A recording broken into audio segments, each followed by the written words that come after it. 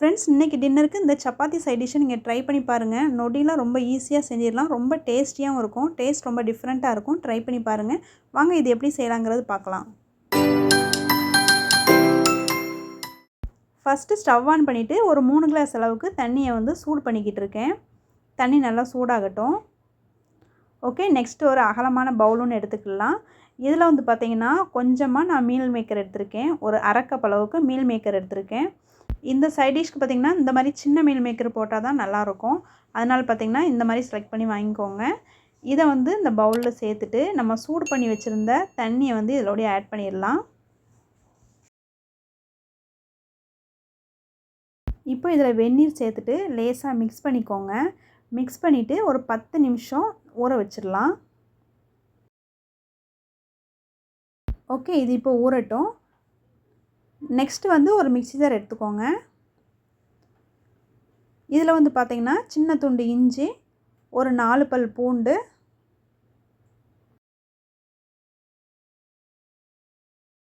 Next 2 medium size வெங்காயம் cut பண்ணி எடுத்து வச்சுருக்கேன். இந்த மாதிரி பெருசு பெருசாக கட் பண்ணிக்கோங்க. இப்போ இதை மிக்ஸி ஜாரில் ஆட் பண்ணிடலாம்.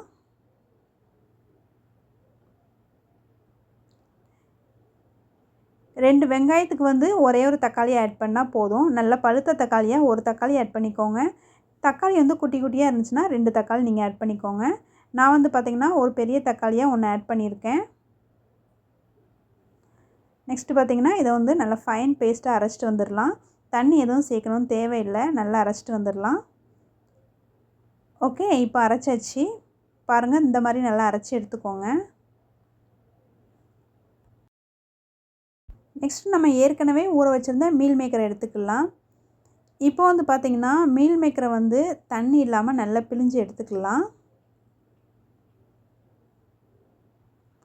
உங்கள் வீட்டில் இருக்கிற மெம்பர்ஸை பொறுத்து நீங்கள் மீல் மேக்கரை ஆட் பண்ணிக்கோங்க. நான் கரெக்டாக ஒரு 3 பேர் 4 பேர் சாப்பிட்ற அளவுக்கு நான் மீல் மேக்கரை ஆட் பண்ணியிருக்கேன்.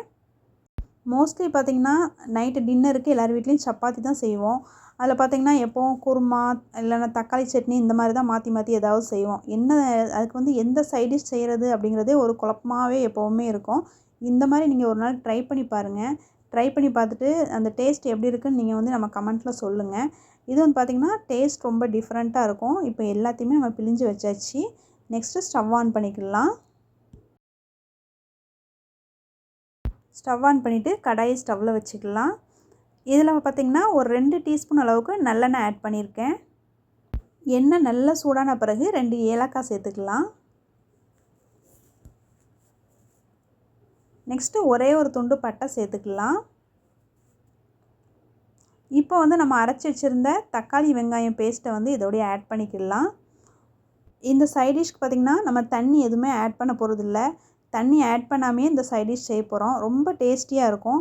இப்போ பார்த்திங்கன்னா இந்த தக்காளி வெங்காயத்தை நல்லா வதக்கி விட்டுறணும். இந்த தக்காளி வெங்காயம் நல்லா வதங்கி நல்லா வற்றி வரணும். அந்த ஸ்டேஜுக்கு வரைக்கும் நல்லா வதக்கி விட்டுக்கோங்க.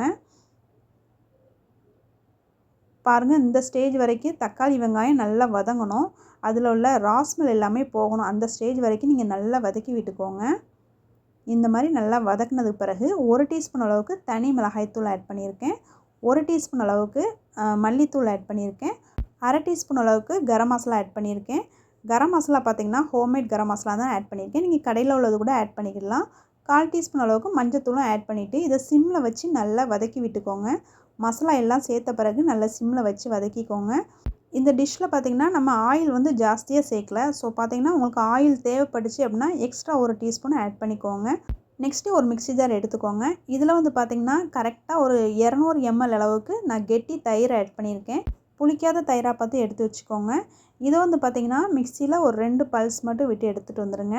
இதில் தண்ணி எதுவுமே ஆட் பண்ணக்கூடாது. கெட்டி தயிர் தான் இந்த டிஷ்ஷுக்கு ரொம்ப நல்லாயிருக்கும். ஓகே, இது 2 பல்ஸ் விட்டு எடுத்துகிட்டு வந்தாச்சு. நெக்ஸ்ட்டு பார்த்திங்கன்னா நம்ம ஏற்கனவே தக்காளி வெங்காயம் நல்லா வதக்கி வச்சுருக்கோம். இப்போ ஸ்டவ்வை லோ ஃப்ளேமில் வச்சுட்டு தயிரை இதோட ஆட் பண்ணிக்கோங்க. நெக்ஸ்ட்டு இதுக்கு தேவையான அளவுக்கு உப்பு சேர்த்துக்கலாம். நெக்ஸ்ட்டு இதில் உங்களுக்கு தேவைப்பட்டுச்சுன்னா ஒரு பிஞ்ச் மட்டும் சுகர் ஆட் பண்ணிக்கிடலாம். இந்த மாதிரி சுகர் ஆட் பண்ணும்போது டேஸ்ட் டிஃப்ரெண்ட்டாக இருக்கும்.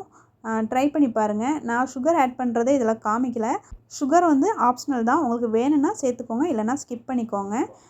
இப்போ வந்து நம்ம ஏற்கனவே தக்காளி வெங்காயம் வதக்கின மசாலாவோட தயிரையும் ஆட் பண்ணியாச்சு. தயிரை மசாலாவோட நல்லா மிக்ஸ் பண்ண பிறகு நம்ம எடுத்து வச்சுருந்த மீல் மேக்கரை இதோட ஆட் பண்ணிக்கிடலாம். இப்போ தயிர், மீல் மேக்கர் எல்லாத்தையுமே ஒன்று போல் மிக்ஸ் பண்ணிவிட்டு இதை மூடி போட்டு ஒரு 3 நிமிஷத்துக்கு சிம்மில் வச்சே கொதிக்க விட்டுக்கோங்க. இது வந்து பார்த்திங்கன்னா ரொம்ப கொதிக்கணும்னு தேவையில்லை. ஜஸ்ட்டு சூடாகி ஒரு ஃபஸ்ட்டு கொதி வரும்ல, அந்த ஸ்டேஜ் வரைக்கும் நீங்கள் மூடி வச்சு கொதிக்க வச்சா போதும். இதை வந்து ரொம்பவும் கொதிக்க வச்சிங்க அப்படின்னா தயிர்லாம் திரிஞ்சு போகும். அதனால் பார்த்திங்கன்னா சிம்மில் வச்சே ஃபஸ்ட்டு கொதி நல்லா சூடாகி ஃபஸ்ட்டு கொதி வரும்ல, அந்த ஸ்டேஜுக்கு வந்து நீங்கள் ஸ்டவ்வை ஆஃப் பண்ணிவிடுங்க.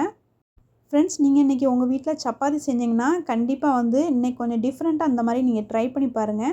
இந்த டிஷ் செய்கிறதுக்கு பார்த்திங்கன்னா ஒரு 2 பொருள் இருந்தால் போதும் உங்கள் வீட்டில். மீல் மேக்கரும் தயிரும் இந்த 2 பொருளும் மெயினாக இருந்தாலே போதும். மற்றதெல்லாம் நம்ம வீட்டில் வந்து ஏற்கனவே ஸ்டாக் பண்ணி வச்சுருப்போம். ரொம்ப டேஸ்டியாக இருக்கும், சீக்கிரமாகவும் வேலை முடிஞ்சிடும். ஸ்டவ்வை ஆஃப் பண்ணிவிட்டு இது மேலே வந்து லைட்டாக மல்லியில் தூவி விட்டுக்கோங்க. மல்லியில் தூவி விட்டுட்டு இதை வந்து சூடாக இன்றைக்கி டின்னருக்கு வந்து இந்த சைட் டிஷ் வச்சு நீங்கள் சாப்பிட்டு பாருங்கள். டேஸ்ட் வந்து ரொம்ப டிஃப்ரெண்ட்டாக அட்டகாசமாக இருக்கும் ஃப்ரெண்ட்ஸ். இந்த வீடியோ உங்களுக்கு பிடிச்சிருந்துச்சுன்னா லைக் பண்ணிக்கோங்க. மறக்காமல் என்னுடைய சேனலை நீங்கள் ஃபர்ஸ்ட் டைம் பார்த்துட்ருக்கீங்கன்னா சப்ஸ்கிரைப் பண்ணிவிட்டு பாருங்கள் ஃப்ரெண்ட்ஸ். நான் மறுபடியும் வேறு ஒரு ரெசிபியில் உங்களை மீட் பண்ணுறேன். இது வரைக்கும் நீங்கள் வீடியோ வாட்ச் பண்ணதுக்கு தேங்க்யூ.